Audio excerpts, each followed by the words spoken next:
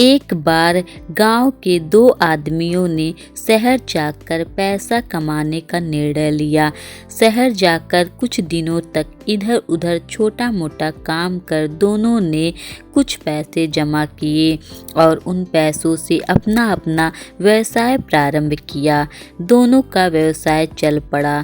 साल में ही दोनों ने अच्छी खासी तरक्की कर ली। व्यवसाय को फलता फूलता देख पहले व्यक्ति ने सोचा कि अब तो मेरा काम चल पड़ा है, अब तो मैं तरक्की की सीढ़ियां चलता चला जाऊंगा। लेकिन उसके सोच के विपरीत व्यापारी उतार चढ़ाव के कारण उसे उस साल अत्यधिक घाटा हुआ। अब तक आसमान में उड़ रहा वह व्यक्ति यानी कि धरातल पर आ गिरा।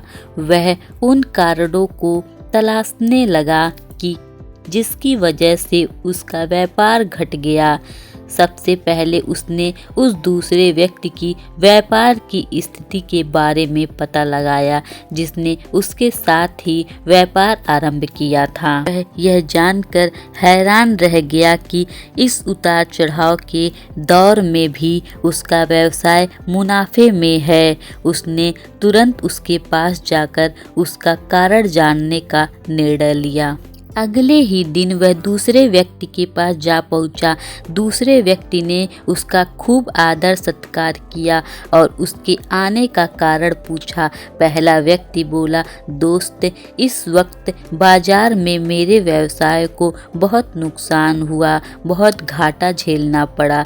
तुम भी तो इसी व्यवसाय में हो। तुमने ऐसा क्या किया कि इस उतार चढ़ाव के दौरान में भी तुम मुनाफा कमाया? यह बात सुनकर दूसरा व्यक्ति बोला, भाई मैं तो सिर्फ सीखता जा रहा हूँ, अपनी गलती से भी और साथ ही दूसरों के गलती से भी। जो समस्या सामने आती है उसमें से ही सीख लेता हूँ, इसलिए जब दोबारा वैसी समस्या सामने आती है तो उसका सामना अच्छे से कर पाता हूँ और उसके कारण मुझे नुकसान नहीं उठाना पड़ता। बस यह सीखने की प्रगति ही है जो मुझे जीवन में आगे बढ़ाती जा रही है। दूसरे व्यक्ति की बात सुनकर पहले व्यक्ति को अपनी भूल का एहसास हुआ।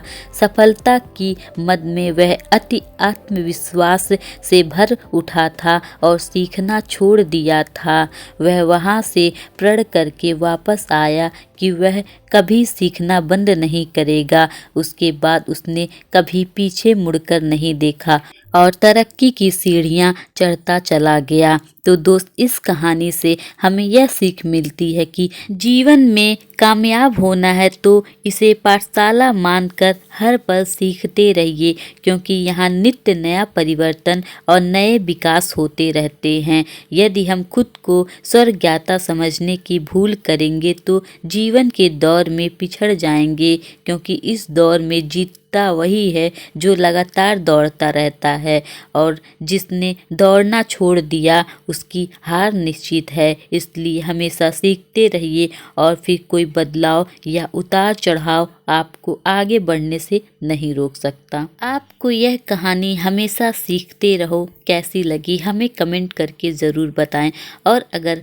अच्छा लगे तो कहानी को आगे भी शेयर करिए और चैनल को सब्सक्राइब कर लीजिए। तो मिलते हैं अगले वीडियो में नई कहानी के साथ। तब तक के लिए अपना ख्याल रखिए।